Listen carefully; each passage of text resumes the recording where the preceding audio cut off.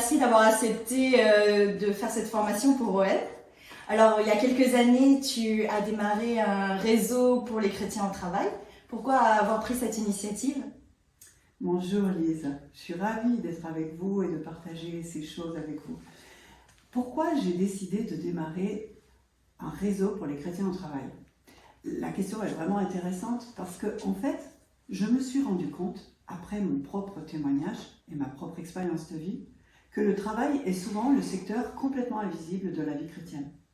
Comme si le travail n'intervenait pas dans la vie chrétienne. Et bien sûr, c'est faux.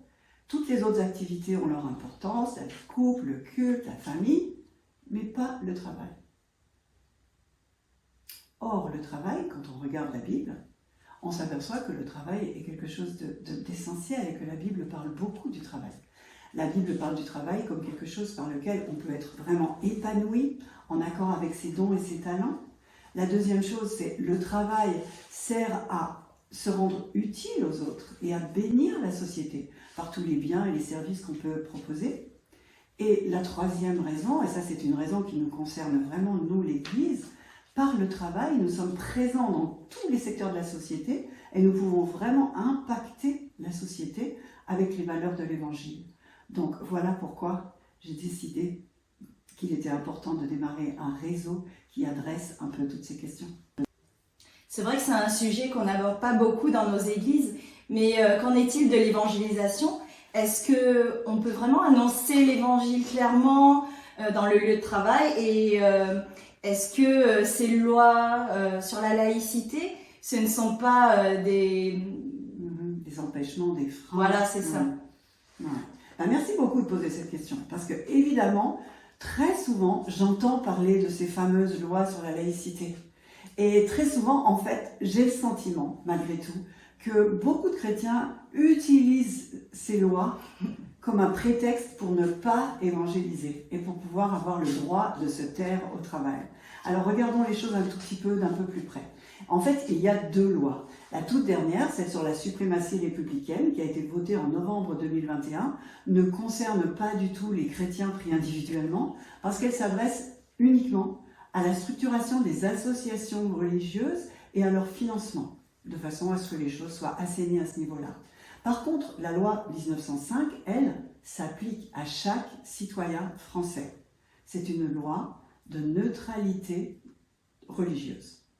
C'est une loi qui engage l'État à être neutre sur le plan religieux.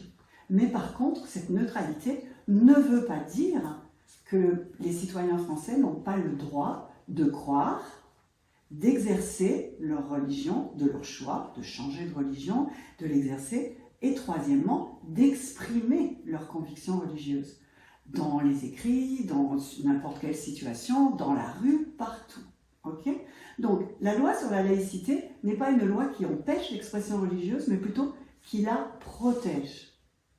Donc, il est possible de simplement être soi-même au travail avec ses propres convictions et de présenter sa foi. Bien sûr, dans les administrations publiques, quand un croyant intervient dans une administration publique, donc au nom de l'État, qui lui est censé être neutre, il ne peut pas, dans l'exercice de cette fonction, exprimer une conviction religieuse personnelle, puisque ça serait l'expression de l'État à ce moment-là. Donc c'est la seule restriction. Mais par contre, dans toutes les autres situations, dans les entreprises privées, dans toutes les autres situations professionnelles, et même dans l'administration, dans toutes les relations amicales qu'on peut avoir avec ses collègues, au café, au restaurant, partout, là, l'expression de la foi est complètement libre. Donc, dommage de vous le dire, mais c'est pas une bonne idée d'utiliser la loi sur la laïcité comme un prétexte pour ne pas témoigner. Donc, ça veut dire qu'on peut témoigner au travail alors? Mais est-ce que tu peux donner quelques conseils, s'il te plaît? Oh, bien sûr. Alors, je préférerais, au lieu du mot témoigner, je préférerais qu'on utilise le mot être témoin. Parce que dans témoigner, on est un petit peu avec l'idée qu'on est en train de faire une activité. Comme on remplit un fichier Excel, on fait une tâche. Or, ce n'est pas de ça qu'il s'agit. Au travail, il s'agit d'être témoin, c'est-à-dire d'incarner par ce que l'on est, par ce que l'on fait, par ce que l'on dit, toutes les valeurs que l'on porte et toutes les valeurs de l'Évangile. C'est important de réaliser que les personnes que vous avez autour de vous au travail, vous êtes probablement la seule personne chrétienne qu'elles rencontreront jamais. Et donc, c'est tellement important que ces personnes puissent voir en face d'elles quelqu'un qui est un authentique disciple de Christ et qui incarne un peu comme s'il était un petit Christ en miniature là, dans ce bureau, dans ce service, dans cette usine. Et aussi, pourquoi j'aimerais utiliser le mot « être témoin » plutôt que « témoigner » parce que je voudrais aussi m'élever contre cette idée qu'on va au travail en tant que chrétien pour témoigner. En fait, c'est faux. On ne va pas au travail en tant que chrétien pour témoigner. On y va d'abord pour travailler. Et ça aussi, ça a de la valeur en lui-même, parce que le travail a une vraie valeur en lui-même. Mais donc, il est important d'incarner complètement l'Évangile, et pour le faire, ça veut dire qu'il faut qu'on soit un disciple de Christ. Être un chrétien au travail et vouloir être témoin pour Jésus-Christ au travail, ça veut dire entrer vraiment dans une vie de disciple où tout est mis en cohérence, où la personne et les agissements de la personne sont en complète cohérence avec les valeurs de l'Évangile. Et ça, quelque part, c'est beaucoup plus exigeant que juste de dire un message. Mais par contre, si ça c'est en place, si la personne qui est là dans son lieu de travail vit une vie de disciple cohérente, alors le jour où elle ouvrira la bouche pour dire son espérance en Jésus-Christ, le message sera vraiment audible. Mais comment on fait pour expliquer clairement l'Évangile? Parce que la plupart d'entre nous ne sommes pas pasteurs ou évangélistes. Alors, comment on peut s'y préparer?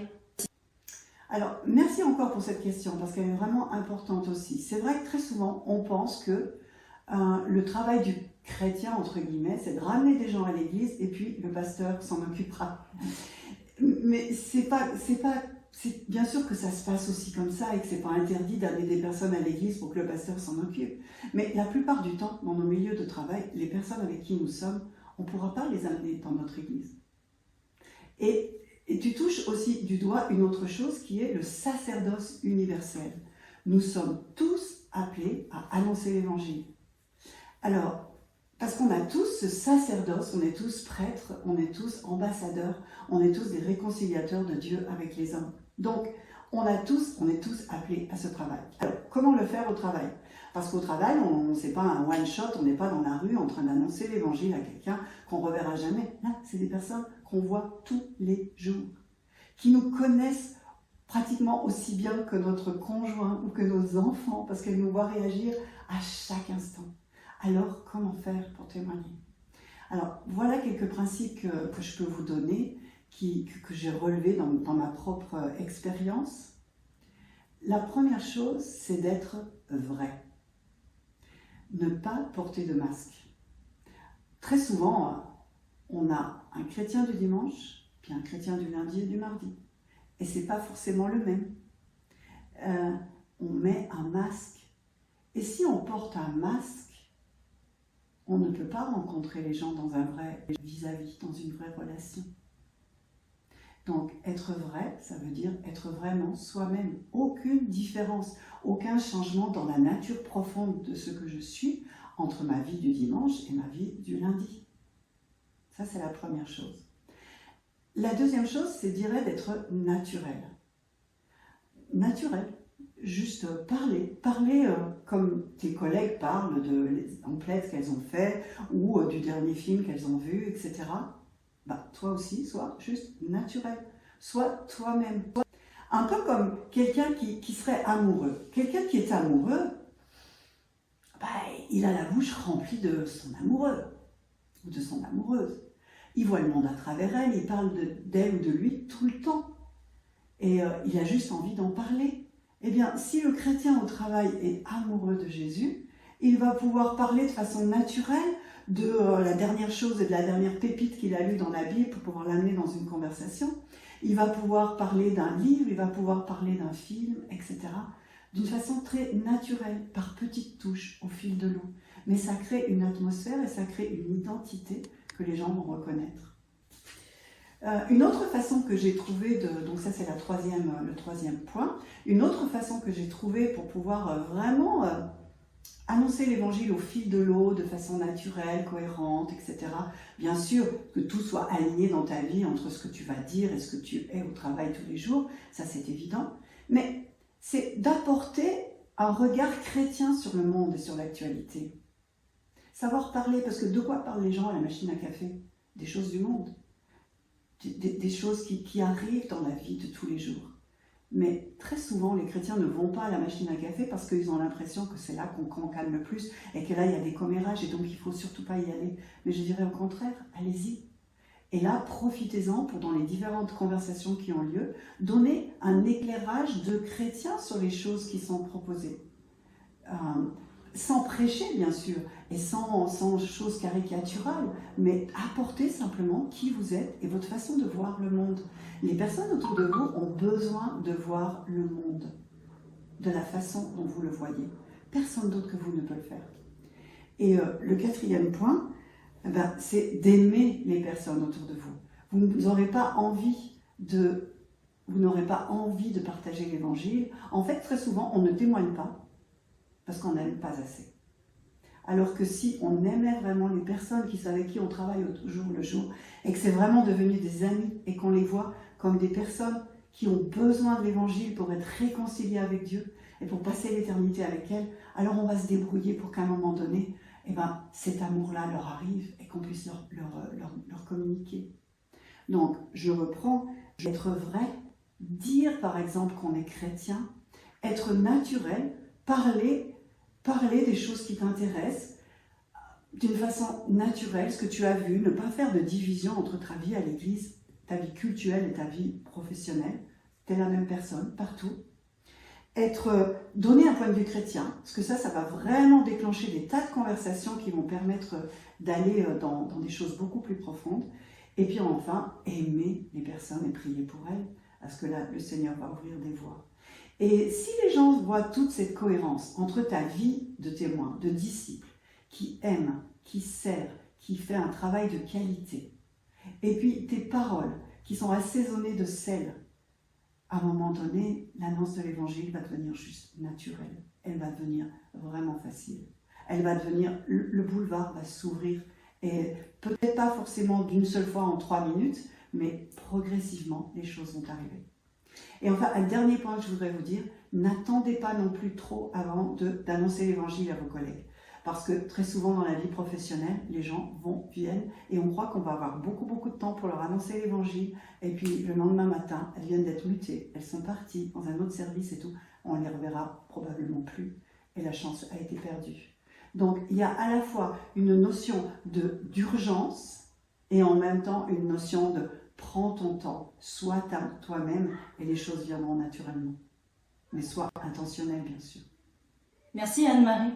Bon, c'est un vaste sujet et on n'aura pas le temps de tout développer. Et comment on peut faire si on veut savoir plus? Bien, visiter le site, bien sûr. Il y a beaucoup de choses sur le site, c'est proactif. Il y a notamment aussi des possibilités de pouvoir faire des petits groupes dans lesquels vous pourrez développer toutes ces questions et vraiment les approfondir. Parce qu'en fait, le chrétien au travail a vraiment besoin de soutien et vraiment besoin de pouvoir expliquer son travail avec une perspective chrétienne et aussi cheminer avec les autres pour le vivre de la façon la plus cohérente possible. Oui, d'ailleurs, vous trouverez en PDF quelques pistes pour réfléchir à comment glorifier Dieu par votre travail. Et bien sûr, n'hésitez pas à visiter le site de ces proactifs. Merci. Au revoir. Nous vous invitons désormais à passer en petit groupe afin de réfléchir et de discuter ensemble aux questions qui vous sont proposées dans le PDF joint à cette formation.